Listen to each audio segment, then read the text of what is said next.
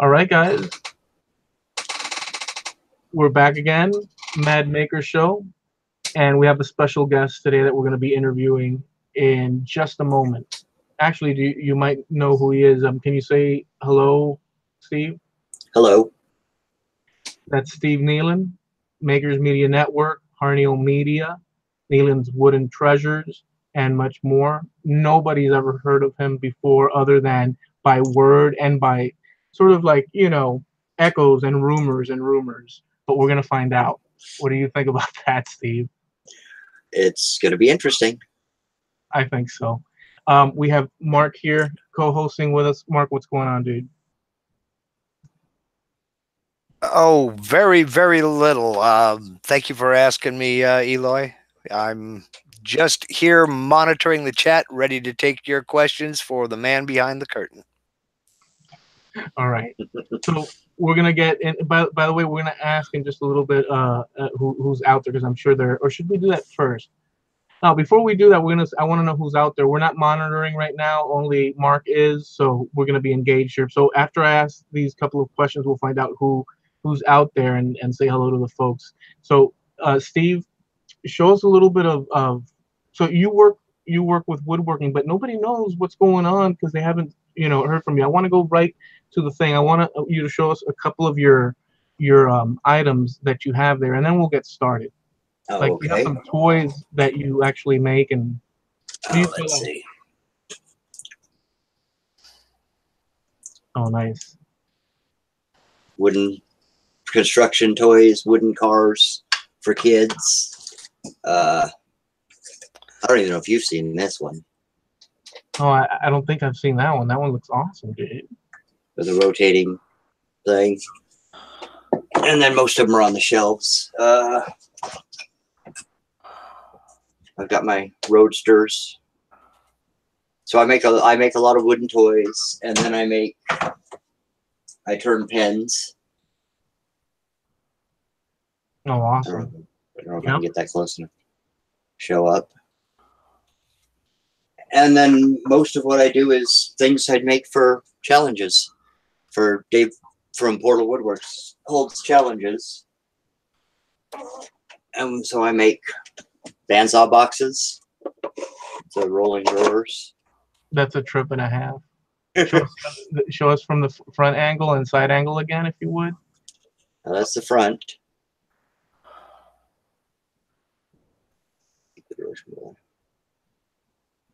And that one was for the challenge, the bandsaw box challenge last. Yeah, that was last year's bandsaw box challenge last December, and I don't know what I'll do for this year's. And then this was for Maker's Rock. Maker's Rock. Nice. That's the German band Eloy, which happens to have my same name. Which was the reason I picked it. As all right. Most people know. So that's basically what I build. We have Doc in the house. Doc, what's up, dude? Oh, I was right on the mute button that time. Right on top of it. I centered it right on top. How's everyone doing tonight? Good. We're going to do introductions and all that in just a second. I just wanted Steve to hit us with a quick intro there. We're going to find out who's out there. So hit us with it, Mark. Well, we've got a pretty full house so far. We're looking at Patrick's Workshop, 5x30 Workshop. Hello, Julian. Bob Lee's out there. Anna's Workshop is out there. Let's see. We have Katie Dotson, Jim Dockrell, Havasaurus Rex, of course, Herb Lichtenberg. I mean, Dan Harju, Ashley from Chipped Builds. The usual cast of characters. Sokomo Woodwork decided to drop in, and Steve, you'll be happy to know that Eloy has you placed strategically behind the watermark on the YouTube video, so nobody can see you unless you speak. Perfect. Awesome. Well, guys, welcome back. This is a pretty big thing because Steve, you've always been like behind the scenes, and what is? Can you just tell us why behind the scenes and why not? Just thoughts. Uh, Before we get into the main interview? I've always worked behind the scenes. I don't really want to be on camera as a general rule. I don't know. There's no set reason. It's just making videos and making things I do to help out other people. But as for making them for myself, I would never make them. I prefer to just build. Yeah, and that's the thing. A lot of people don't know that about you. You help a lot of people out behind the scenes. And I think the first thing that I was aware that you did was that you were working with Twidell, doing the Makers Make It Matter the first go round. Yeah, I helped out when he set that up. I helped because I had some server space and computer knowledge, so I helped set it up, a website to help him run his Makers Make It Matter. Yeah, it was like 2 years ago or so. Yeah, something like that. Yeah, and a couple of years.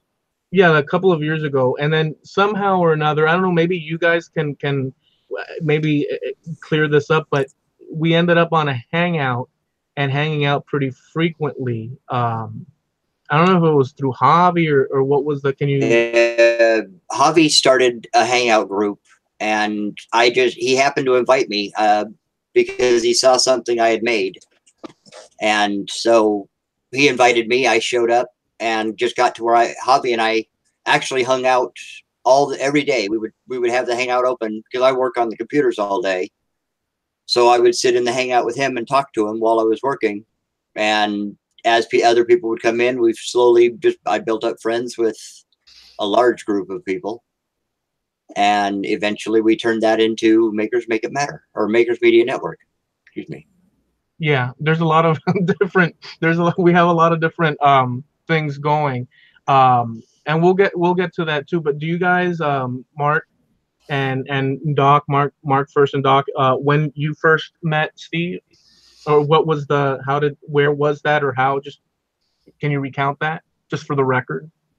Basically, the same way. I knew Javi, and between Dave Gatton and I, we kind of introduced Javi to the whole Google Hangout thing. And I popped in. Javi started that Hangout group on Facebook, and I popped into that one of the evening hangouts, and Steve was there. That's how we met. That's how I met Doc. In fact, I think that's how I met you, Eloy. And the rest, as they say, is history. It was just, it kind of formed into Makers Media Network, and we just ran with it from there, and we've all become, fast friends. Yeah. Doc? Steve and I met on Match.com. That was wonderful. No, same story. Yeah, unfortunately, it's not going to be very grandiose, but I met in the hangout. I remember Steve's name from liking comments and being supportive of people. That's what I would say the first mention of Steve's name at my head would be. And then, yeah. And now here we are. Yeah. Hey, you can spend your life on a book with this. Yeah. Yeah. With those words, that just fills out that goes from page 1 to page 666. Yeah, I'm paraphrasing here. A lot of things have so it's for those of you that are seeing this for the first time.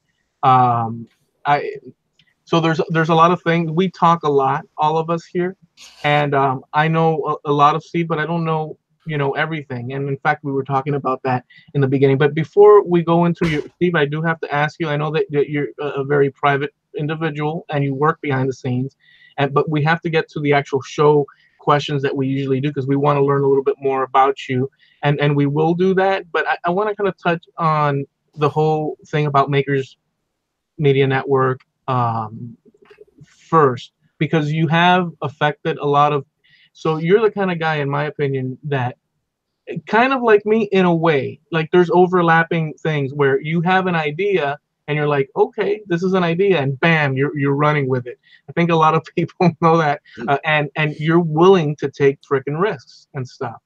I'm gonna say you have to take risks to get anywhere.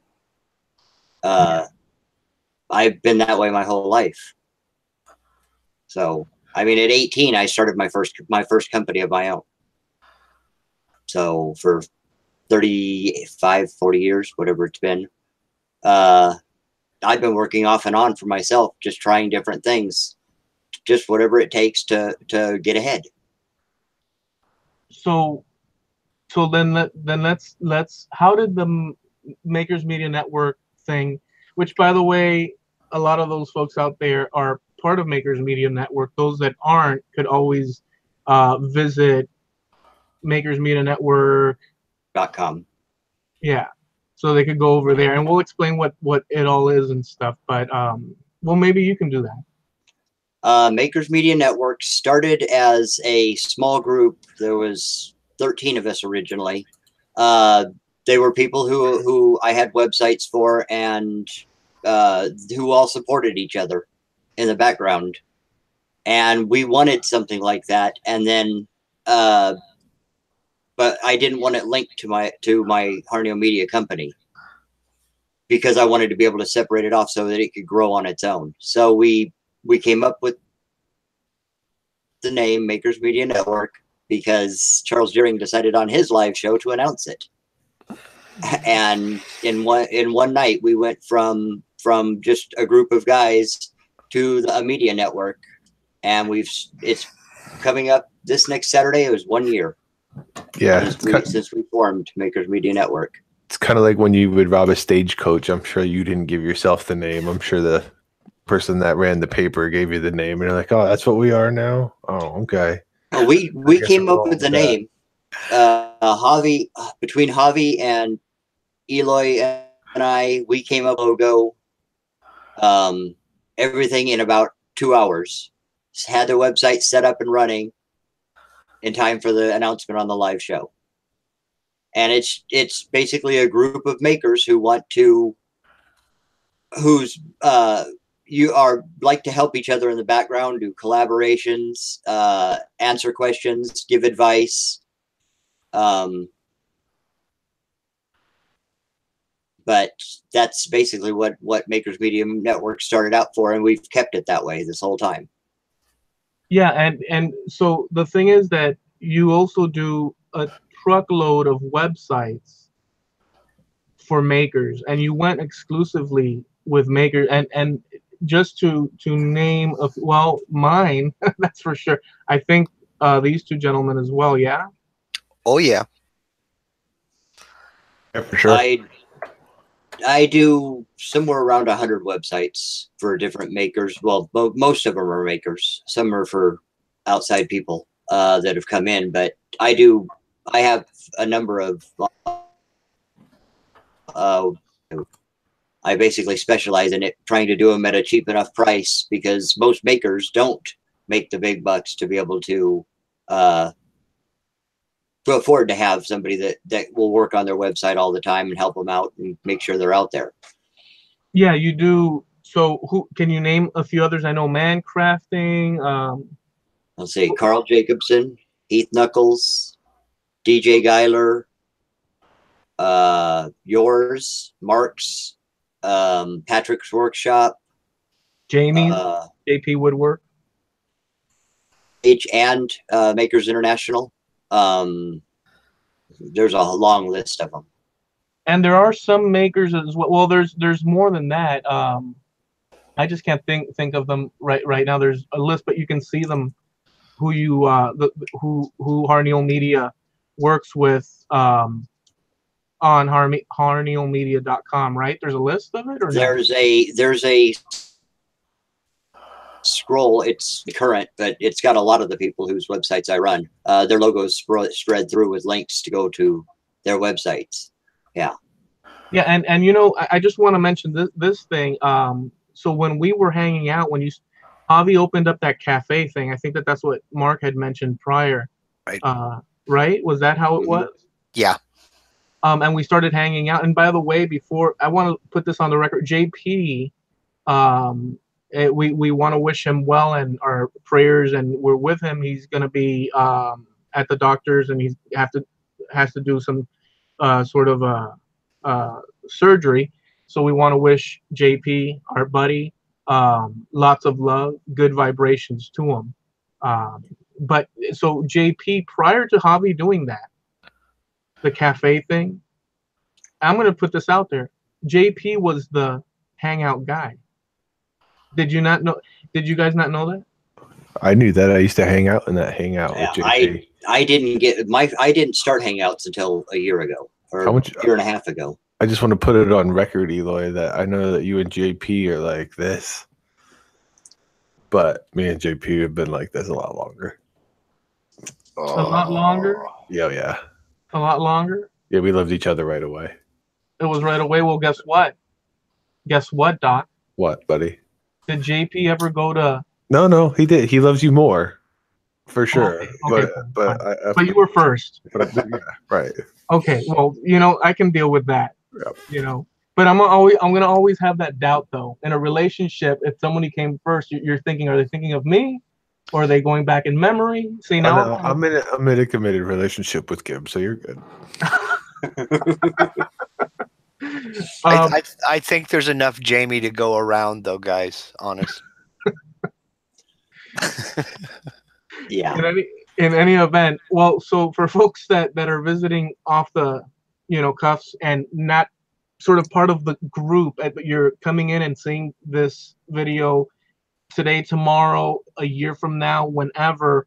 This is a few cool things happened in the maker community, which is a community online, and sort of, it could be YouTube, it could be Instagram, blogs. There's a community where everybody, for some reason, has connected with their talents and their thoughts, personalities, and sort of boom, intertwined on different levels. Some people more and form their little subdivision groups, but it's created this sort of wave of people interacting and sharing ideas and endeavors that's been incredible. It's mind-blowing. So you can see via this portal other Mad Maker shows with other people and links, and from there it spreads out to actually everybody that's out there as well, and so on. So it's an incredible thing. But in this sort of part of the story, Steve Nealon comes in through Javi. Oh, and by the way, Jamie was the guy that was doing the hangout. So that existed prior in that fashion until Javi and the Atlanta show. That was kind of like a watershed moment, no? Would you all say, Steve? Yeah. He started all this right after the Atlanta show, which was when I first met him.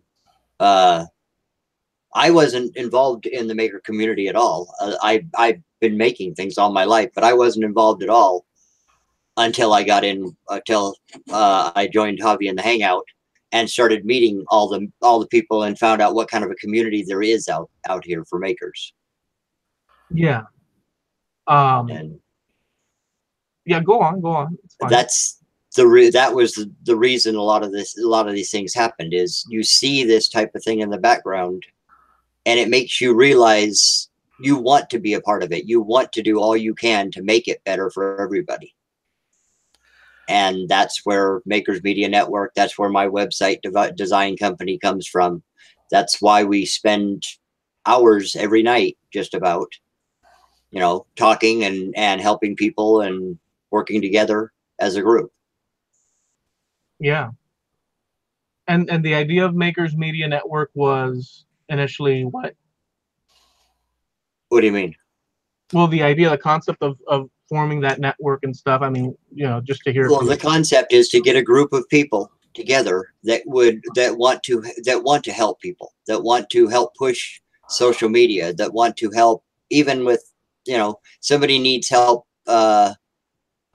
converting a file to use for a graphic or to use for a project or things like that. Everybody works together to make sure that everybody succeeds and so it's always going to be group effort for everything, even if nobody else ever knows about it, because the people who are trying to help are helping because they want to, not because they're going to get credit for it necessarily. Yeah. And we have some people that are great at that. Dave from Portal Woodworks, he puts these contests on. He doesn't do it in such a way that he's going to reap tons of subscribers from it. He does it because it helps bring the community together. There's I don't want it to get too dragged through the specifics, but then again I do. But there's a fine line. But there's certain attitudes in the world. So, and I always mention this, but I'll use this as an example. When I was coming up, my buddies, we all played music and this and that, and there was always hit and miss situations. It would have been better for the community at the time, say with the music community at the time here in Miami, if everybody sort of supported themselves as opposed to being their own little satellites. And when you come close, it's like boom, collision. And in other words, this concept, there's a private hangout. This concept is more about helping each other so that everybody has a way to, lift up and get closer to their goals. Is that fair? Yeah, and it's also fairly unique in the maker community to find a fairly large group. Our simple 13 starter that we started with is up to almost 100 people. And there's some big names and there's some smaller channels, but everybody helps. If somebody has a question, everybody helps, and that's fairly unique in the maker community. In that people are willing to help somebody even without recognition. Yeah, that's not the way it is in most groups, in most jobs. The people are climbing over the people instead of trying to push them from behind to help everybody advance. Yeah, and that's absolutely true, and that's why I because it comes from the spirit of the thing, Mm-hmm. So yeah, it comes from the spirit of the thing, and we talked about this a lot. But if the spirit, in my belief, if the spirit of the thing, it starts from a good place, from a good beginning, with a righteous sort of, good vibe, then it can grow. If it starts seedy or tampered with, or the true essence is hidden, it just goes to heck, right? Yeah, which is why when we set this up as a not as a you have to pay dues to join. We set this up as a way for people to join and gain, for everybody to be able to do it, not just the people who happen to have enough money to pay for the monthly fee or whatever else. Right. Which is why some of the smaller channels who aren't making money off of YouTube or are learning and trying to get ahead, they all have a chance. Yeah, I'm gonna tell you this now, because to heck with it, because I've always look, I know, and we're gonna go back and forth, and then we'll start the actual interview. But this is important because this is what we do. I've always felt, dude, that it's like, I understand people that are like kicking butt, have a lot of subscribers and are like rocking and rolling and stuff. They don't have the time and energy to dispense with assistance here, there, and everywhere, because that's just, it makes sense. But you have all these smaller channels and stuff, and they all look towards this one shining example without naming names. There's many Right. examples, but they forget. So a lot of people, in essence, a lot of people coming up, it's those people that do the stuff, and then all the channels trying to climb and work, they don't focus, and they say to them, well, I'm not going to focus on you subconsciously. I'm just going to focus on this other channel. Well, with if that makes any sense, I may be fumbling with this. Even the smaller channels have in fact, to the point where you've even created a part of the site where they can put all their shirts and they're all in one place, so people have visuals of all the, all the T-shirts and merchandise, and they all get. I mean, just so many things. Talk to us about that, about what I said, and about the shirts. Well, okay. Yeah, the idea is, you're right. Some of the bigger channels don't have time they can't answer every question for every person. It's just not possible. So, but the ones who are willing to try or to put an effort into it are the ones that will actually, those are the people that actually join a group like MMM. We have some great ones where they may not be able to answer every question, but if we send a comment out or a request out to them, they answer. Carl Jacobson, Heath Knuckles, some of the bigger channels, if we send them a request for something, they find a way to work it in, because they want to help everybody. And that's why they're the bigger channels, because they want to help people. There's a limit to the amount. And that's where the shirt idea came from, is we have a setup where we can set up shirts for people, and they don't have to come up with a big down payment and have all this stuff and learn shipping and everything else. By working through our website, people can go and support those makers, because for every maker whose shirt is on there, receives all the profits from the shirt. Makers Media Network doesn't make anything off of it. That was what we designed it for. So even the smallest channels and the people who, people only have, there's channels on there that only have 30, 40, 50 subscribers. It'll be a while on some of those before they actually start making any money. But this is a way that they can sell their shirt, get their name out there, because people will buy their shirt, and they can make a little bit of profit. So they can have something coming in to help support their shops. And a lot of makers, like for Doc, for instance, they're not necessarily looking to do this big thing with YouTube necessarily. They're makers, and they have their own gig, and they have their own sort of uniqueness about them, and they'll put their efforts in different places. It doesn't have to be that they're YouTubers, right? This is not. No, we base this around social media. That means social media. That means Facebook. That means Instagram. That means YouTube. Most of the people who started with YouTube, but we actually designed all this so that it covers all social media. Anybody who's willing to help other people. Doc is more like I am in that he stays in the background more. And have ridiculous requests. Yeah, well, we're not going into that. No, I just thanks for everything you do, Steve. And about once a week, I bounce something off Steve, and he's got to be thinking this guy's crazy. But he comes through every time. So, well, see, that's what I like, Doc, about Steve, that he's willing to, like I said in the beginning. Oh, that's an idea. Like one time, I don't know who it was. It happened with me, but it happened with a few people. You'll have an idea, and if you mention it out loud, all of a sudden the next day you have a website that he's preparing and stuff. Yeah. Hey, man, you're gonna launch this idea, and he'll do the groundwork. And I mean, so you're always there to spur on those ideas.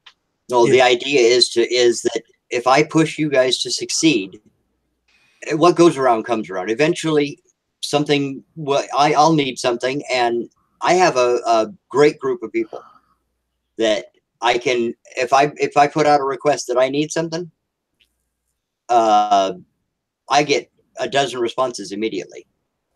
It's just that we have an amazing group, and as long as I continue to try to help everybody else grow, I gain from it. It may not be, I'm not getting rich, but I've made a lot of friends, and they're friendships that I wouldn't give up for anything in the world. Very good. All right. So, yeah, I think so.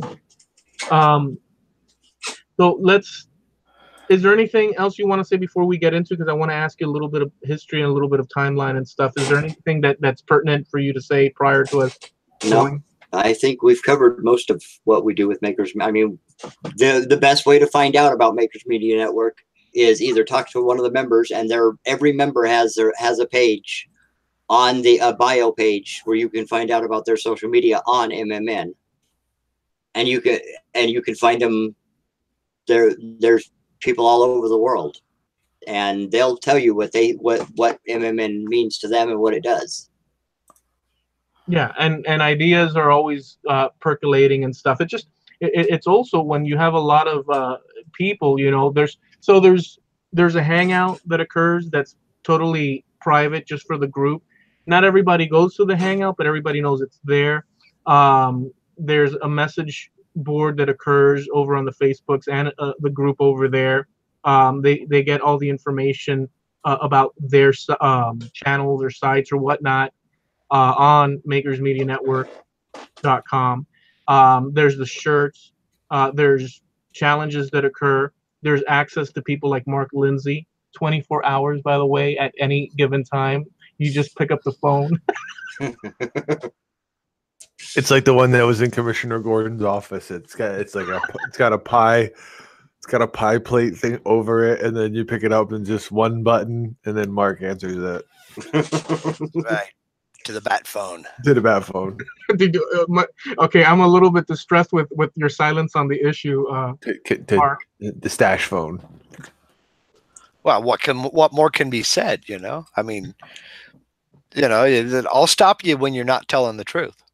Well, the thing is, if there's a question on CNC, it's not unheard of that in one of our hangouts, that question, just using that sort of specific, that question is not sort of right. It's been more than once. All of a sudden I hear that telltale noise from Facebook saying you have a private message.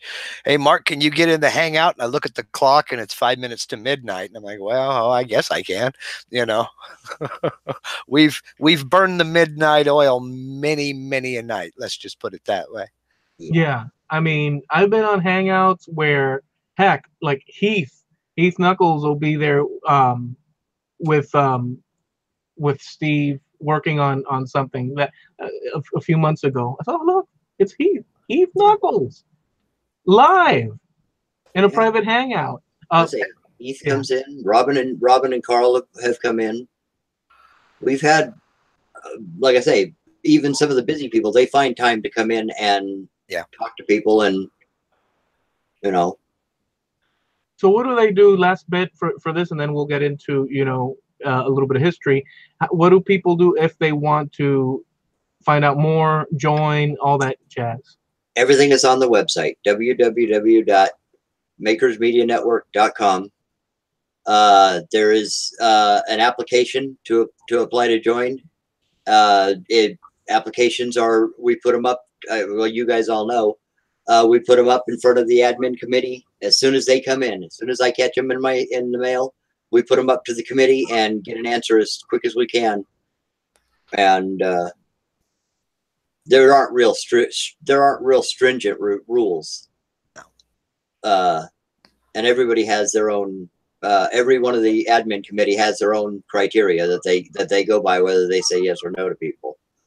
Yeah. So there's an actual group so they fill out an application, and the reason it's done that way is to filter out that people that want to, you know, have access to all these other cool makers, apart from when you see them on YouTube and this and that, and be part of the group. That there's no dues, but you do have to have a willingness to say, okay, yeah, I'm willing to help, you know, for the benefit of others, because I'm also going to get there. It's a good vibe with that. So there's that's the basic criteria, is you have to be willing to help. And obviously, being a social media group, you have to have some presence on social media. Right. Well, yeah. And it's not like there are a ton of rules. It's not a strict, well-regimented thing. I mean, you know, there's not like a monthly meeting or anything like that. It's just supporting one another, helping one another out if you can. Mm-hmm. And There's a lot of camaraderie. This is not a competition. We all genuinely want one another to succeed. And it's not like, well, I'm not going to mention that around him because he'll steal my idea. It's encouragement to explore that idea and keep going with it and run with it. You know, it's not a competition. That's what I like the most, I guess, about it, is because these folks genuinely care whether you sink or swim, and they're going to try to help you swim. Mm-hmm. You know. Yeah, and there's a little shenanigans here and there too to make it fun. Oh, of course. Right. Yep. All right, so we're gonna start off. So Steve, tell us where you're from.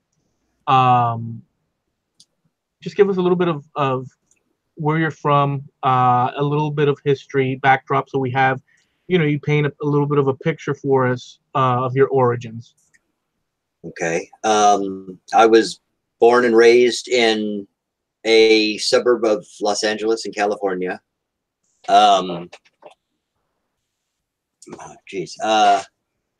Spent most of my early years. We had a close knit group on our street, and in fact, they even gave themselves the name, the Dexter Street Raiders.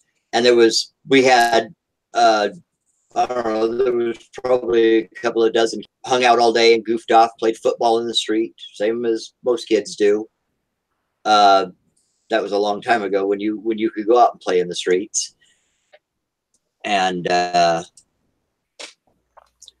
then going through school, I started working on cars, learning auto mechanics, and worked at a Ford dealership, worked at a Chevy dealership for a while.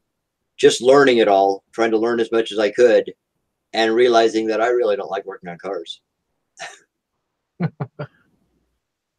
Well, so I started learning. Huh? Well, some things are okay, but like getting deep into the whole car repair. Yeah, I mean, I can do it. I don't like doing it, and I wouldn't even try to do it on the new stuff. This is 35 years ago, so. The computer, I work with computers every day, but I haven't figured out how to work a computer in a car.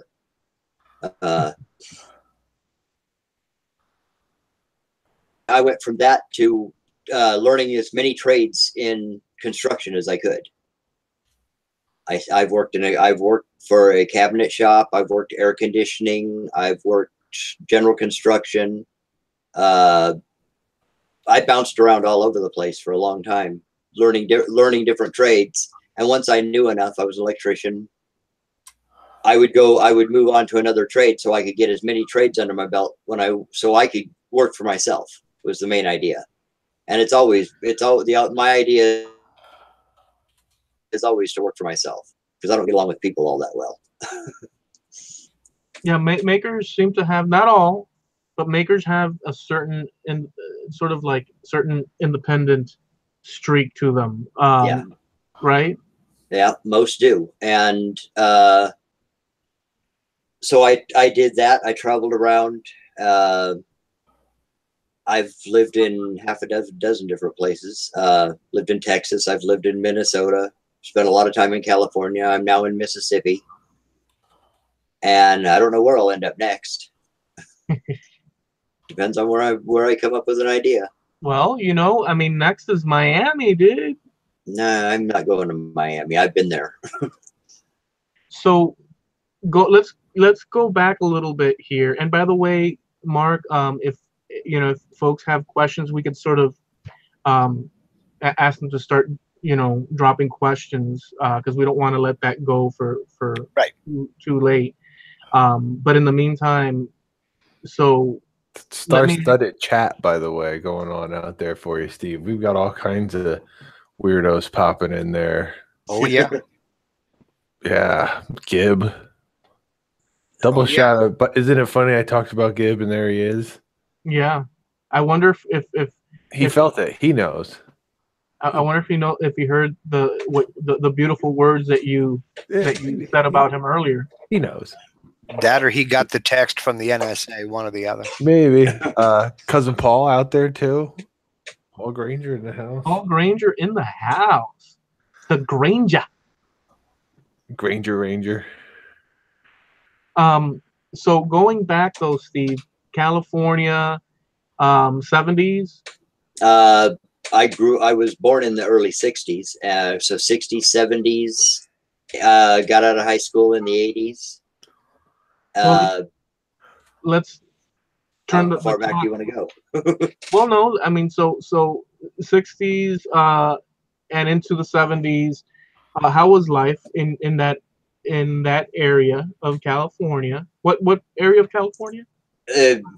I was. It's a suburb of Los Angeles. It's Covina is the name of the city, town I was born in. Did you have brothers, sisters? How did that look like? I have 2 older brothers and a baby sister. We, like I say, my brothers were part of the group that played football, and we all played sports, and my 2 brothers than I ever would be. It was, like I say, for the time, it's a peaceful, more of a peaceful childhood when you grew up back then. We didn't have now you living in even in that type of an area, you've got more gang stuff. You've got, things that make it tougher to be a kid. Yeah. We were allowed to go out and play and do things and learn things, making forts, Were you more of a like a well-behaved kid? Like, for instance, me, I was well-behaved, but I would venture off and do all sorts of, wickedness and shenanigans and stuff. So I'll ask you this: what, if any, and be truthful, did you ever do something that, as a kid, could be school friends that got you in serious ass trouble? Oh yeah. Hit us with one. Let's see. We used to do all kinds of things. I had one friend who got into making prank phone calls, and he would dial a number and then hand it to me, or I would dial a number and hand it to him. And the one day he got into his head, and we were going to. He decided he was gonna prank somebody with a bomb threat. Problem was, he dialed the operator. So not the brightest thing in the world. That's probably the worst trouble I got into when I was young. And what were the results of that? What happened? The police showed up, both of our doors, and we were called into the police station. My mom had to take me in and sit down with me and get the lecture, and it taught me a lesson. Well, what was the lesson that you learned? First of all, I don't trust. I learned not to trust other people when they said something, when they tried something stupid. But I also learned to respect the law, and I have respect for the law now. Not all laws, obviously, and if I don't believe a law is a just law, I just won't follow it. So, that's hilarious, though, dude. So, California, you stayed till what age? Because you said a bunch of moving around, and so. But well, that's it. I was there until. See, I was in Covina. I lived with my mom, and I moved out right after my 18th birthday. And I moved in and got married. I was married to my first wife for 15 years, and that's when I left California. So I was 33 probably when I left California. Okay. I moved to Texas. And I did traveling then, but I stayed in Texas for like 7 years before I moved to Minnesota. Met a girl and moved to Minnesota. And then when that all ended, I went back to California, and my current wife actually loaded up her son on a bus, my stepson, and took a bus all the way to California, sight unseen. I met my wife on the internet. Great. And we've been together for 15 years now. Been married for 15 years now. and there's no chance this one's going to end. She is my rock. Well, then let's say hi to Pam. Hey, Pam. Hi, Pam. She may be out there. She'll watch it afterward if not. Ma'am. Awesome, dude. So, all right. Yeah. Her family's from here. So that's why how I ended up in Minnesota or in Mississippi. People ask, this is where she was from, and as being away from family so much got tiring, and not seeing her, she had family that was getting sick. So I stopped working. I retired and moved everybody back here. And how was, before we get into the questions, because I think it might be time for that. Is that a fact, Mark, or no? Yeah, we've got a few questions. Okay, so very quickly, Steve, before we hand it over to Mark, give us a synopsis of the differences in your mind, your way, judgmental as you want, with California, Texas, Minnesota, and Mississippi. Just give us a little impression of each thing from your eyes. Well, California growing up at the time when we were growing up isn't the California that people know today. Right. By a long shot. It's we grow up, but then the times have changed too. We're talking, the times when we were out playing, kids can't do that anymore. Kids spend most of their time sitting inside or sitting on a computer. I love Texas completely. It is a wonderful place to live, wonderful people. And I only left Texas because I met somebody and ended up moving where she was.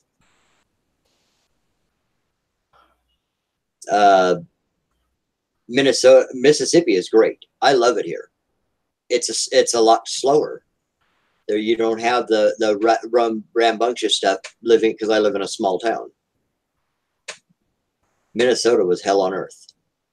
And why hell on earth? It snowed on Halloween night. It would snow on Halloween, and it would finally melt on Memorial Day. Wow. You'd have snow 7 to 8 months out of the year. Yeah, they don't tell the temperature there by the actual temperature. They give you a time, and that time is how long your bare skin can be exposed to the outside elements before you catch frostbite. Mm-hmm. Yeah. Like literally, you can be standing on your front porch, and you have to go back in. Yeah, or parts of you start to freeze and fall off. Yeah, they'll be like, "How cold is it today?" They'll be like, "Oh, it's 12 seconds." Holy smokes! But that does not exist in what you call in Pennsylvania, though, right? No, not that I know of. You could stay. I found that out. A buddy of mine's from out that way, and he told me that that's how they get down. Yeah, it can. I mean, it gets very cold out there, and you get used to it. But it's never fun living when it snows all the time, and there's periods of time where you can't leave the house for a couple weeks at a time because you can't get out. Would one layer of socks help your little toes stay connected to your body? I used to wear 3 along with waterproof boots. But if you wrap it, will it not fall off? All right, let's go to Mark. Okay, and Doc was absolutely right. We have a star-studded chat out here. I mean, we have Pam N telling the secrets behind oh, great. the scenes. Sterling Davis, Heath Knuckles. I mean, David from Portal Woodworks, Matt from Awesome Wood Things, Jake Thompson. The list goes on and on. But Moy Perez, Jim Dockrell. I mean, everybody who's anybody is here. So I guess the big question everybody wants to know comes from Anna's workshop. She wants to know, okay, will we now see Steve a lot more often? Probably not. I can be found every night in the MMN Hangout. I am in there 7 days a week, trying to help people or figure things out. But being out on like YouTube videos and things, it'll happen if it's something that needs to be done, if I have to for a contest or for a challenge or to help somebody. But other than that, I don't take the time to do it. And I usually farm out my editing to somebody else because I hate doing it. Right, Yep. Eli? Yeah. Okay, so we get that from behind the scenes now. All right. Okay. David with Portal Woodworks wants to know which maker's logo is on your shirt today. Portal Woodworks. Portal Woodworks. one of my right hand men. I couldn't do a lot of what I do without a few select people, and he's one of them. Okay. All right. Let's see. And next was Julian at 5x30 Workshop. He wants to know the ultimate question: scroll saw or router? I've used a scroll saw twice. I got it as a gift from MMN. My group in MMN gave me a gift of a scroll saw, and I've used it twice. I actually prefer the bandsaw. Oh, a rebel. Yeah, but there's okay, so we'll accept that. I don't mean to interject, but look, we have to corner people at least a little bit. We can't be all like, flour and puffy cakes. You got Team Scroll Saw. This is what Julian's actually over there like. We got Team, which I'm afraid that you might say router. We have Team Scroll Saw or Team Router. Just pick a side and let it roll. And just let it, do what you got to do. Well, if I have to pick Team Scroll Saw or Team Router, I would pick Team Scroll Saw. Woohoo! How's that? Oh, Mark. Wow. How's your mind blown? Yeah. No. I mean, next he's going to tell me he doesn't like black licorice. I will repeat what I always say in this situation. You guys only like those tools because you don't own a plasma cutter. Oh. So hashtag Team Plasma. Team Plasma. I would say I use whatever tool happens to work for what I need to do. But I have to pick Team Scroll Saw because most of the people that I spend the time with and deal with are scroll saws. Dude, you've just thrown Lindsay under the bus. You've just thrown frickin' Javi under the bus. There's a list of CNCers that you've just totally decimated. I am loving this a lot. Most people say Team Router, they mean a hand router. They don't mean a CNC router or a CNC machine. A CNC machine is a separate thing than even just a hand router. I bet you David Jones is sitting there quite happy. Continue, Mark. I'm sorry. No, that's quite all right. That was the last question, but there's a special shout out in here to you, Steve. Janine says, hello, Uncle Steve. She didn't realize she could chat with you on this. My baby girl. So that's all the questions that I have for right now. But if anybody has any questions, shoot them to me. All right. So Steve, how about can you tell us a little bit about when, you did tell us about mechanic stuff, but as you're growing up, when did you start, making things, working? Just give us a little bit of that. The first, I would always tinker with things when I was a kid. And my dad died when I was about 11. And when I was 12, I went to work for a guy down the street who was basically trying to fulfill some of the roles that my dad wouldn't have been able to. And he was an engineer for Southern California Edison and helped design the big windmill systems they have out in the desert for making energy. He taught me a lot about construction, and in fact, his was the first house I rewired. He did a big addition and had a whole bunch of things, and I was small enough I could crawl the attic, and he taught me how to do wiring and how to do electrical. And that's the first memories. And then I would get into making tree forts, and then when I found out how to do electrical, I started putting lights and stuff in my tree forts. Now, Doc, would that be approved from your electrician? A young kid setting up lights, and I think that's perfectly fine myself. But what would you say? There's all kinds of stuff at my parents' house that I did when I was like 12. Mm-hmm. So, yeah, if you're gonna stick your fingers in the socket, you figure out you're gonna do it at a pretty early age. So just run with it, boy. Yeah. That's crazy advice on a show. Well, I'm not saying it's advice. I'm just saying it's how it usually works out. Yeah. And you learn from your mistakes. It's just the trick is to make sure that those mistakes aren't the ones that kill you. Yeah. Yeah. There's no doubt electricity can kill you quick. Oh yeah. Yeah. Be safe, kids. Yeah. Don't play with that stuff. No. Just stay on an app with your cell phone. Don't go outside because lightning might strike. Don't do that either. Don't do that either.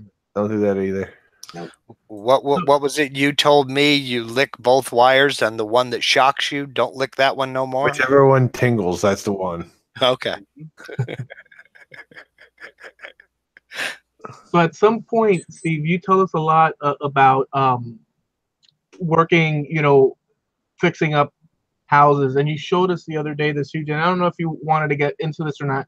Just I saw this just incredible mansion. Can you tell us a little bit about that? Incredible mansion. I've worked on some expensive houses but I don't know which one you're talking about. The Spanish style, sort of with the pool with the slide. Oh, you're talking about, okay, that was my old boss's house. He was a business partner at one time, and then when I went back to California I went to work for him as a supervisor, and he had a property that he decided to build a house, and he didn't decide to build a small one. It's 4,000, 4,500 square foot, something like that, maybe bigger. But it had a lot of custom features in it. Things like it had a round room. So we had to build custom round doors for it, hand carved doors, 3 inches thick, out of 4x6s and 6x6s. We actually had to follow the curvature and cut the doors, and then figure out how to assemble them. And giant barn doors made out of 1.5 inch and 2 inch thick material. That's California, right? That was in California. That was in West Covina. Yeah, he's since sold the house. In fact, yeah, you're talking about what I showed you the other day, which was pictures that they had when they had it up on the market. A lot of the stuff that was in there was done after I left, because I retired and came back here, I don't know, 10, 12 years ago. You've been where you're at now about 10, 12 years? Something like that, yeah. Time flies really quick, dude. Yeah, it does. And well, we've kind of proven that, because MMN is a year old. It's an amazing thing. I couldn't even imagine. Like I said before, prior to all this, Jamie Page was the Hangout guy, and Doc can attest to that. And at the time, there was the whole Makers Media Network. At the time, there was a show called Maritime Makers as well. With who were the people that ran that, Doc? Jason McGinn and Matt Brander were the hosts of the Maritime Maker Show. And Chris Cute was there a lot. Chris Cute was always there helping out. So at that time, I mean, there were other hangout circles that went on further back than that, but that was never a pool I swam in. Well, the thing is that, so all these makers that we see on YouTube and stuff, there was a thing in 2015, 16, some people 14, like Patrick's Workshop has been doing videos for quite a while and stuff within the maker thing. I don't know how long Lindsay, when he opened up his channel. I started in 2010, but I didn't post my first video make it public or really, my YouTube channel was basically direct answers to questions I got in cigar box guitar forums and some of my trailer building forums. Those videos are still there on my channel because the links are still up in the forum. But that was like 2010, and I didn't know anybody. I knew nobody in the maker community until the Atlanta Woodworking Show in 2017. So Was it 2017 or 2016? 2017. 2017, yeah. Okay, so what I'm trying to where I'm trying to lead all this is that all of us, sort of by certain occurrences, happenstance, and stuff, it's all sort of, there's a history that's been woven. In 16 and 17, in 16, I went and was put into the I Like to Make Stuff dot Facebook group, which is a private group. And Andrew Aragon runs that.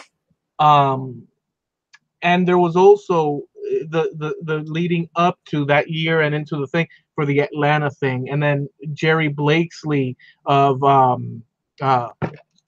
Jerry's Machines. Tracks of what's that? I said Jerry's Machines is his main channel. Yeah, I was thinking Tracks of Inspiration because he's also has this thing called, but yes, Jerry's Machines. We met through, I think through you guys, Doc. I don't know how the heck in the world we ended up through JP. Yeah, shout out to my Uncle Jerry. Yeah, which is also, for some reason, he has Doc in the title every time I type a message to you. Yeah, he told me in private, and I'll let this cat out of the bag once. I think his nickname in real life is Doc. Oh. And when he made the online scene, he saw that I was there, and he didn't want to be a Me Too guy. Well, I'm Doc too, so he just let it go. Well, I can't call you anything but Doc. No, I know. It's very difficult for me. But what I'm trying to sort of take us to is that all these things were happening at Atlanta show, man crafting. We met Chad. Actually, Jerry and I met Chad on a hangout through a Jamie Page link. All of a sudden, Chad popped up in one of the things, and I could recount that occurrence very, very vividly. But we'll leave it at that. There was a lot of things going on, but that private page, without getting into detail, all these makers that you guys see were hanging in that on that private Facebook page. Oh, just you name it. And then some really messed up things, which I won't get. If you know the story, you guys know the story. But I'm going to say it. Screw it. It's not like but some stuff happened where there was fractures and all sorts of stuff that went on. And on the heels of that, Javi came back after the Atlanta show, opened up that cafe, and that's where we all met. And from that, because there was a big rupture in it. Would you say that's a fact, guys? Mark Lindsay, Steve Nealon, and Doc. Would you say that's a fact? You know what I'm talking about? Yeah, there was a split in the maker community. And I don't know how much of it still is a split. But yeah, it definitely did a number, because that was right after I came into the thing and I saw a lot of this happening. Mm-hmm. The forest needed a fire at that point. It was unfortunate, but also very necessary at the time. Yeah, if you want to learn more about it, things like that need to happen from time to time to keep everybody in check. Yeah, and maintain balance and order. Yeah, my opinion. Mm-hmm. So there was weirdness going on, stuff, but from that moment, there was a shining bright moment, summer time occurring with the maker community and a lot of and from that, then Makers Media Network eventually started. Yeah, that's kind of like the overview sort of thing. Mm-hmm. Yeah, we stepped in to try and fill a void that was caused by the split. Yeah. Because before the split, there were a lot of people that tried to help each other and things like that.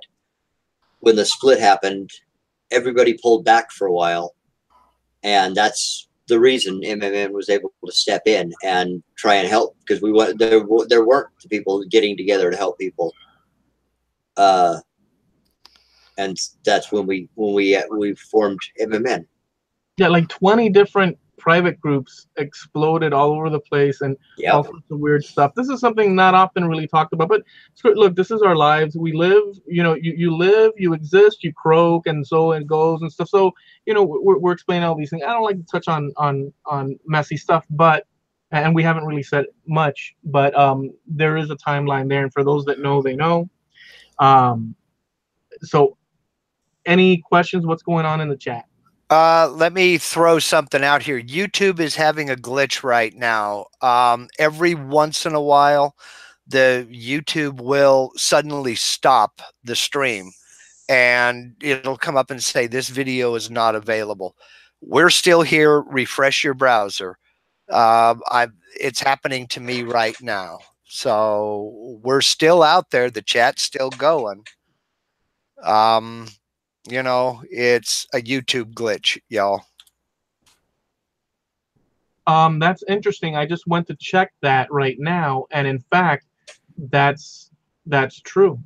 Yeah, just refresh your browser and it'll come back. Dude, why do they have to mess things up? Well, it's doing it frequently here. That's what happens when you start talking about things you're not supposed to talk about. Yeah. The bots pick that up. Shut them down. Unbelievable. Well, I hope so. Here's the thing: if for some reason, will this be recorded and work flawlessly after it's recorded, or will there be an issue where it shows blank spots in it? What will happen? It should be recording just fine, because I keep refreshing my browser and it comes back and says we're live. But it's a glitch. I mean, I don't know if you want to try another broadcast or try another link or what. And were people saying that was happening? They're still over in the chat. We've got we've got 16, watching right now. You know what this means, right? Cutting out. It keeps cutting out. It did it again. You know what this means, right? What's that? Steve's gonna have to be on again. Yep. Part 1 of 2. Part 1, revision 2. Okay, it's not coming back. I don't know if we're picking this up. No, an error occurred. Still says we're live. Yeah, well, I was checking right along when they were saying in the Hangout or in the chat that it wasn't coming through. Yep. Well, regardless of that, we'll get this on record, and then we'll see what happens after the fact. If not, if there's an issue with and I don't know, I get the sense that maybe it's recording on here, but there's some sort of glitch going on out there. So if it streams fine, it streams fine, after the fact, and if it does not, we might have to do another thing. I know it sounds screwed up. Yeah, maybe we should just carry on as if nothing was wrong. Yeah, I think we'll do that. Okay. So Steve, let me ask you this question. I always ask this to the guests because I find it that the answers are enlightening and possibly helpful to people. But so what's your life philosophy? Well, go ahead. The life philosophy is easy. Do unto others as you would have them do unto you. It wasn't always that way. I wasn't always wanting to help everybody. I had to grow up to learn that helping others actually does help you. But you can't hide. You can't live your life under a rock. But it can't be me only either. I grew up with an extremely large ego, rivaling hobbies. And I had to learn that there's better ways to live. So by helping others, I am happy, and it makes my life a lot easier. I'm a lot happier. Yeah, I can agree with that sentiment. Yeah, I can agree with that sentiment. You help others, it's actually helping yourself. It really is, because you're getting the positive vibes back into your system, into your spirit, your soul, whatever you want to call it. Whereas if you're constantly at odds with, everything, everyone, that stuff starts to affect you. If you're pissed at everybody, or if you're pushing everybody, that kind of affects you. It stresses you out. It puts you. I mean, it's a hard thing to get away from. But yeah, what else you got to say about that? Sorry, David's harassing me.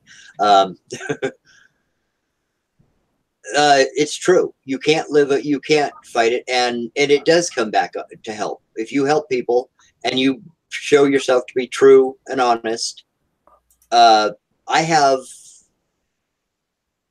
2, 3 separate businesses that I have partners in, and that is a result of me being willing to step out and help and put the extra effort into making sure that people have what they need and things like that. Sorry, my messenger keeps popping up on me.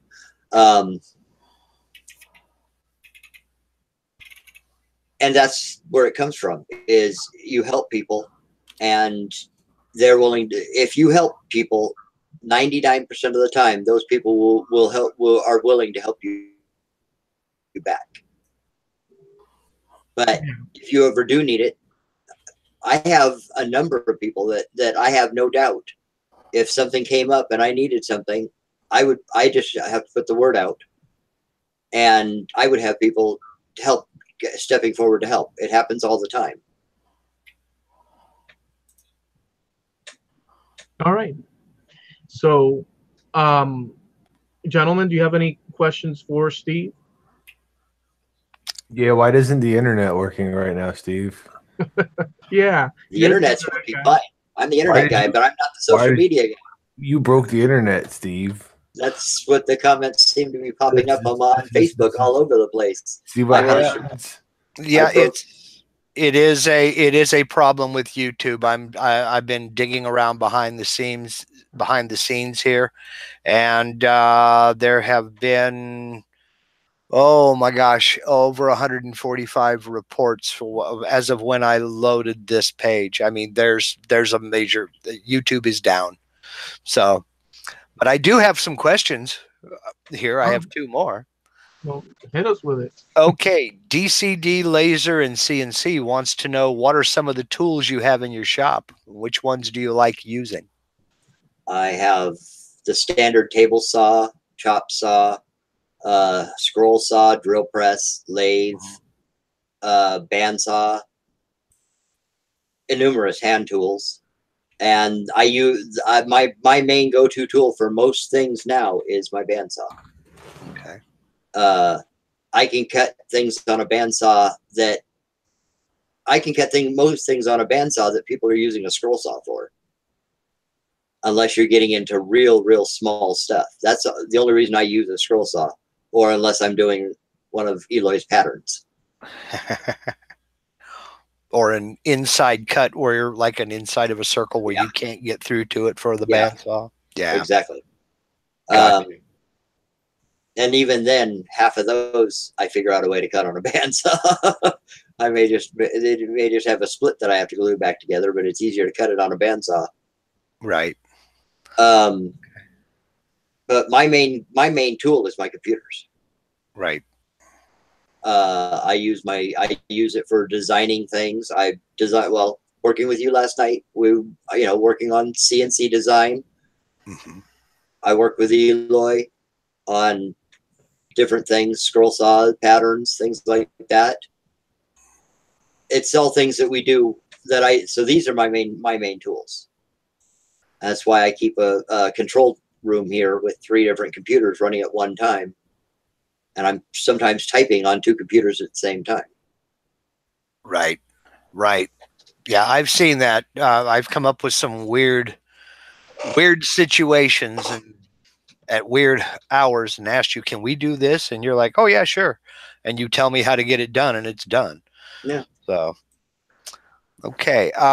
Marsh Wildman wants to know, how's that Gatton CNC coming along? And is there anything you need for it? I've got the Gatton kit, and I haven't started buying the rest of the parts yet because I have to build a room to put it in. I have a very tiny shop.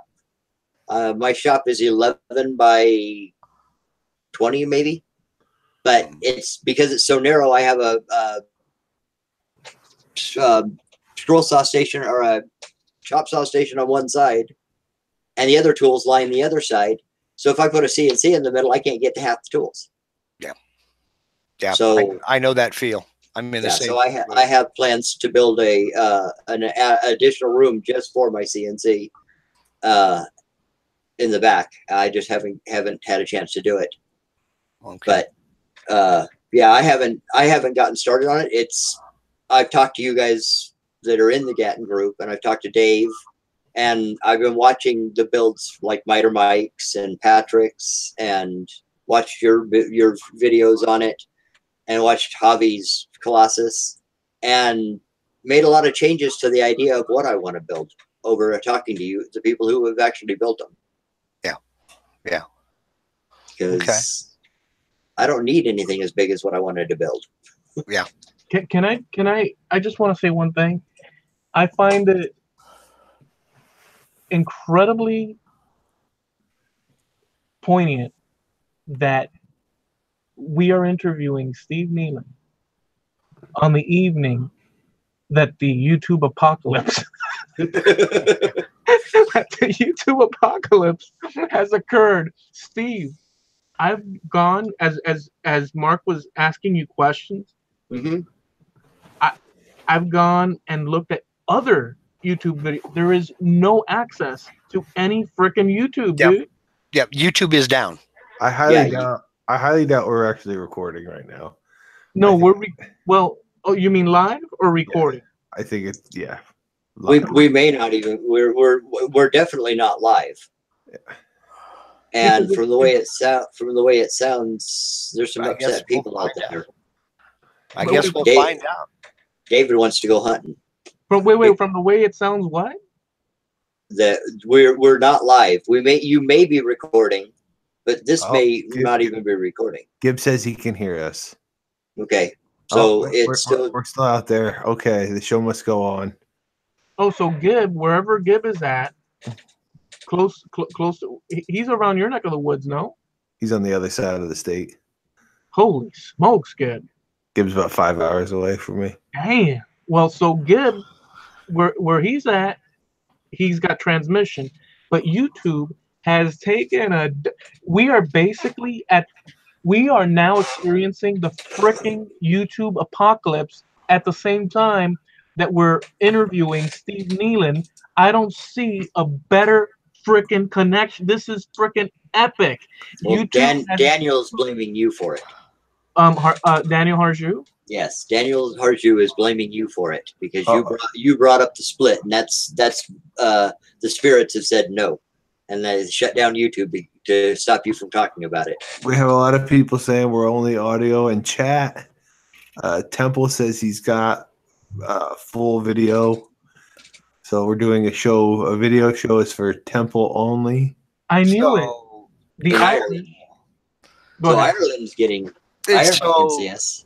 An extra bonus points for Ireland Internet. See, all those years of you not being able to live stream, Steve Twidell, have paid off. You're the only one who gets to see this now live. So it all comes around, man. How lucky can one man get? I'm serious. I think that some employee at YouTube was walking down the server facilities with a cup of mocha with sprinkles and minty froth gel and he It tripped. was soy. And soy, and he tripped, and he went oops, and then all of it poured onto one of the servers, which happens to be the server that connects America to the rest of the world. And Server. unbelievable. Steve, honestly, even though this was unexpected, this is classic Mad Maker perfection, because it's like you gotta be. Are you happy about this or what?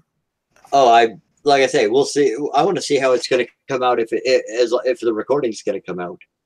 I'm just seeing the messages are popping up from Facebook, people commenting that they're down and the system's down and they're having all kinds of problems. Oh yeah.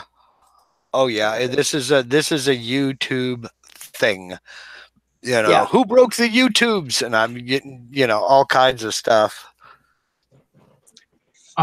This is a big deal because this is for the first time in the history of YouTube that this has happened. Well, I don't know about the first time, but it's certainly the latest. Yeah, YouTube has had problems before. They've been attacked. We've never had. But they've had widespread outages. Problem is, most people don't notice them, and most people won't notice this one unless they happen to be in there at that exact moment. We happen to just be doing a live show when it happened. Yep. Well, we are right, which is like quite interesting that it's happened that way. We might be looking at the YouTube apocalypse, man. This might be from like 10 minutes before life as we knew it, and now it's a world without YouTube. What I mean, quickly, everyone to Instagram, run Quick to the Vimeo. quick to the Vimeos. Luckily, Mark and I, and frankly, Doc, Bales, and Ryan and I have podcasts running, which is all about audio, no visuals, so we can just keep trucking. What say you? Yeah, for low streaming situations of the future Mad Max apocalypse situation we go audio to keep it on the low bandwidth. Okay, well, we still have 5 people watching, and they're typing over here in the chat. I'm not getting the video, but Javi was able to get back in. Temple Boy Turnings is there. DCD Laser and CNC Anna's Workshop. Germany has power. Well, Pam is there. So England. Pam Harris?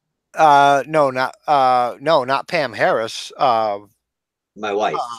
Yes, Mrs. Harneal Media. But oh wait, Pam I think Harris are we back? Pam Harris is his wife. Well, Pam Harris. Not that Pam Harris. Not that Pam Harris, but yes, right. Pam Harris is my wife's maiden name. See, I knew that, Pam. If Pam is still watching, I knew that because we have an actual.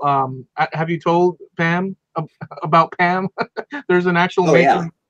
There's a maker in England with the same name and stuff.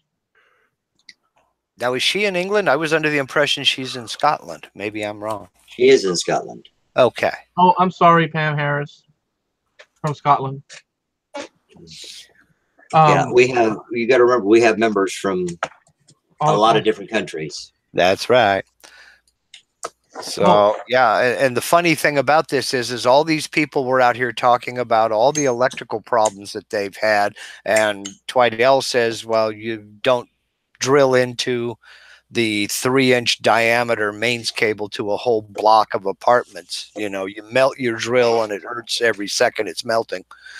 And now this happened. So I'm thinking maybe somebody at YouTube drilled into their main, or maybe the last word was just, oh, what's this button do? Yeah. Yeah, or the mocha latte frothy mint seasonal soy thing spilled over. I'd like to hope that it was a soy situation. Yeah, situation. Yeah, a soy situation. Boy, I don't even know what to tell you, Steve, about this occurrence. But I can promise you this: all things considered, this is classic stuff we have documented here on your interview. To me, this is the apocalypse of YouTube, which can be recovered, hopefully. Yep. But if we lose all our videos, I'm not going to be too happy. That's right. I We'll will have be to out do 6 this videos. all over again next week. I'm gonna say, if we lose all the videos, I've got all mine stored on my computer. I can put them back up in it on my own website and instantly. I Me got too. too many to do that. Yeah, No. Too many to do that. I don't make videos for that reason. I have nothing to lose with videos. Well, working behind the scenes does have those advantages, you Save know. early, save often, and always have a backup. Right, Patrick? Oh. Yes, I had to go there. Low blow. That was not nice. That's a low blow. Oh. Hobby says, send me an internal link. Maybe that'll work. Yeah. So anyways, so Steve, where can people find you? Makersmedianetwork.com, harnealmedia.com, nealonswoodentreasures.com, Steve Nealon on Facebook. I don't know what my Instagram is. Yeah, I'd have to turn YouTube on and look at what link you came up with for Instagram, because I've got multiple accounts for different projects. I think I added Harneal Media, which is the one that you mostly use. Yeah, that's the one I mostly use. I don't post to it that often. Most of the time, I can be found in the Makers Media Network somewhere. I have Facebook open for that all the time. Yeah, and like we mentioned, folks can go there and to the makersmedia.com, sign up, and once they're approved, if they're approved, then they'll have access to all this. And we have ideas always, coming up, and we want to do always more. And so the idea is to be creative and help each other, Yeah, get everybody's name out there. Make sure that spread the word for all the members, spreading everybody else's out there, and it will grow. That's right. Like a tree. Get if a member announces the other 99 members, and then those 99 members mention him, there's going to be a lot of people that would never have heard of that person getting that information out there. That's right. Yep. All right. So so let me ask you this: if YouTube does recover from the apocalypse, will you come back and see us? Of course, All right. I will. And did you enjoy it? Oh, it was weird. It was weird at the end. What happened here? I'm still in shock because I'm worried about my videos. Yeah. First of all, they have a redundant system, and so if they have a problem, it's going to be a power system or a bandwidth attack that is causing a problem for them. So they have a redundant system. Your videos aren't just stored. It's not like they have a single server with all your videos on it stored someplace. Yeah. Well, let's only hope. I mean, there might be. Who knows? Where are the servers for YouTube located? The bunker below the earth. They have, as far as I know that they have. I know of, I think, 5 different server farms that are basically YouTube has their own server farms in different parts of the world. Yep, in undisclosed location. It's a really big thumb drive, Eloy. Yeah, really big. So, well, heck, we never even touched upon Harneal Media, which is kind of like, so if folks that are makers need a website, they're not sure, because you cater to that specifically. Can you give us a little bit of that?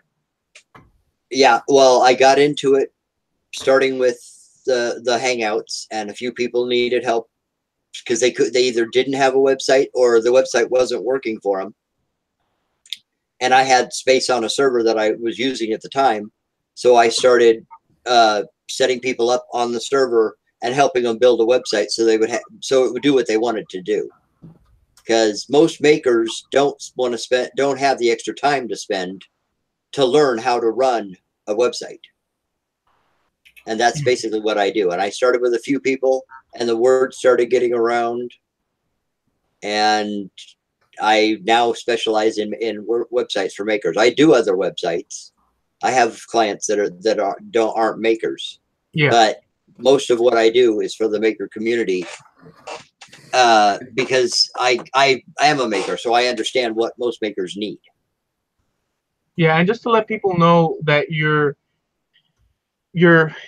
easily accessible. If you're interested in doing a website, you want a website, you have what do you call it? A price chart.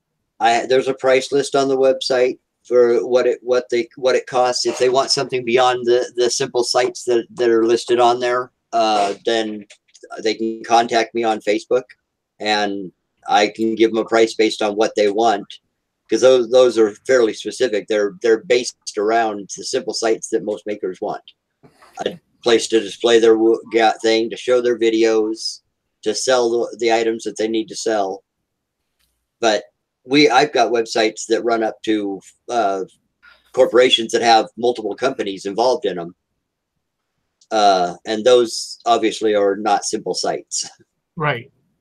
So I guess, on the side of a maker like any of us, that it might be a daunting thing. The cool thing about going with you is that, well, you're a maker yourself, and we're all connected. So it's kind of like there's a lot to benefit from going to you instead of a name brand, but you're basically just a number. With you, there's a more personalized thing, and obviously there's categories of price wise and all that. And everything is based on the person and what they need. But those are generic price. Those generic prices are just a base price for people that need a simple site built. And there's features. There's other things that I do for people that need it. So. The best way is just contact me, and I will let you know what we can do. And can I just interject here? The best thing about it is this is not some nameless, faceless company. If you go with some web design company and you have a problem, you don't know who you're talking to. You don't know who you're going to get. I mean, unless you've got a special relationship. But if you get a hold of Harneal Media, you are getting a hold of Steve. If you have a problem, you are talking to Steve. Yes. If you need advice, you are talking to Steve. And he will do what it takes to get your problem squared away. I mean, I have asked him about some of the goofiest things. You think we could do this? And he's like, well, yeah, sure. I mean, you just do this, this, and it. Things that I didn't even know I could do on my website. He's just the man. I mean, it's like, wow. So, but it's that personal approach that I like the best. Yeah. Well, I do a number of websites, so I'm constantly learning new things that can be done and using that to improve the sites for the people who already are running sites and any new sites. So the sites are constantly getting better for every maker. I went and checked to see, and in fact, I started seeing our video flowing again, and then it blanked out, unfortunately. But because Mark just said that it worked, and I was like, we're back. YouTube is back, baby. And then boom, static. Yeah, that tells me that it's not a power issue, it's a bandwidth issue, and they're probably fighting a denial of service attack. What does that mean? So somebody will, what it is, because any amount of bandwidth can be overrun.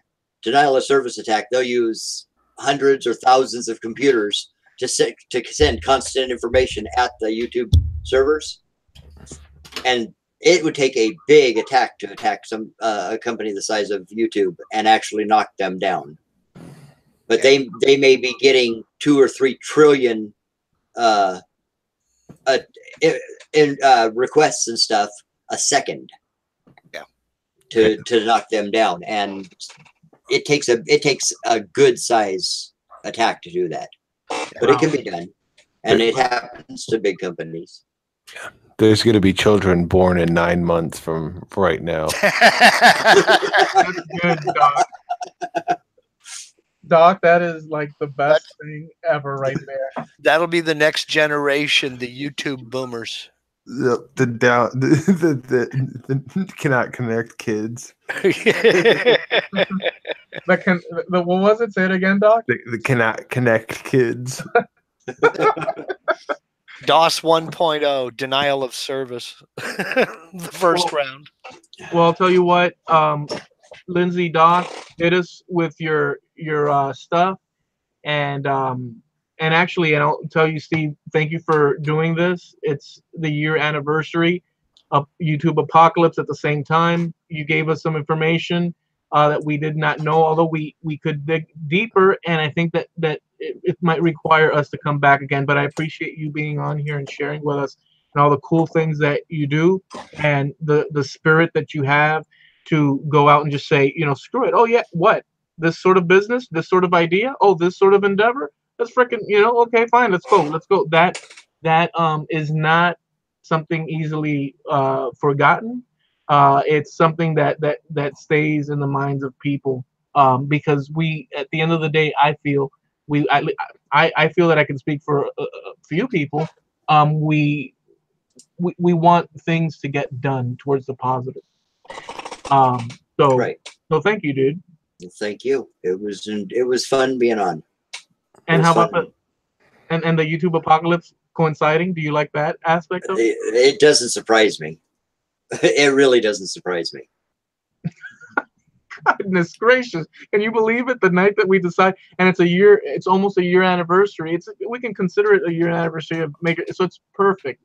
Yeah, it's actually four days before the official anniversary, but yeah, this is the 1 year anniversary of me, and YouTube crashes for the evening. Well, there you have it, folks. Lindsay? Everybody celebrates in their own way.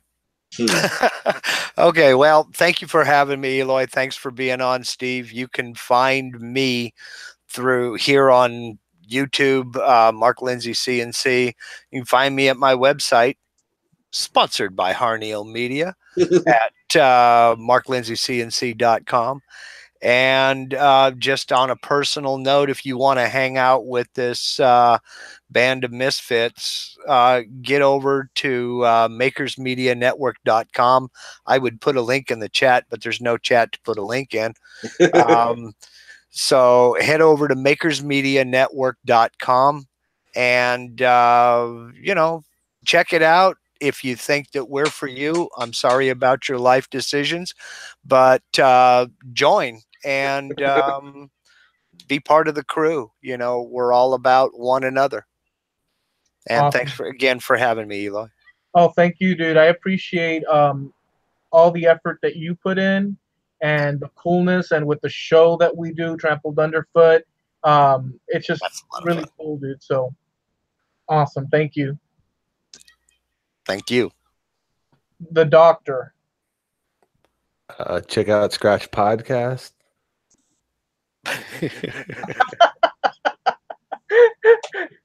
That's something you want to do.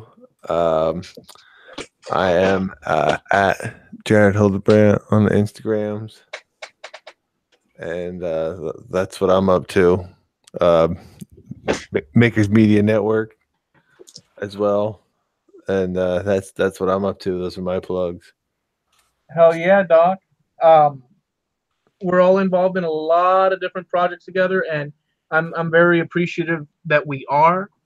Sorry for calling you Marsh earlier on, dude. To Mark, I called Mark Marshall. I had that still in my brain. What an offense. Sorry about that. Love you guys. You guys are freaking awesome. So enjoy the rest. I usually say enjoy the rest of your week. I hope that this is not officially the YouTube apocalypse, but I get a feeling that this is a new world from this point on.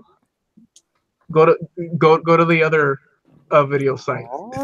Things will never be the same. If this is our last transmission, dock out. All right. Have a good night, everyone. Say goodbye, guys. Goodbye, guys. Night all.